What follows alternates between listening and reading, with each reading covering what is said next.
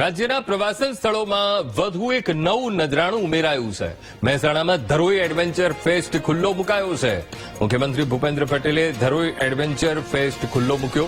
પ્રવાસીઓને આકર્ષવા ધરોઈના કુદરતી સૌંદર્યનો વિકાસ કરાયો છે।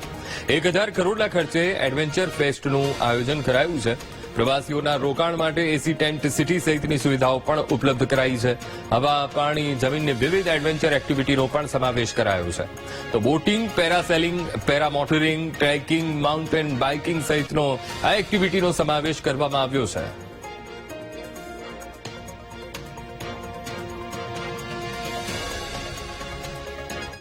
મેથી 45 દિવસ માટે વોટર સ્પોર્ટ એક્ટિવિટીનું આયોજન થઈ રહ્યું છે, જેની અંદર જુદા જુદા પ્રકારની વોટર સ્પોર્ટ એક્ટિવિટી છે।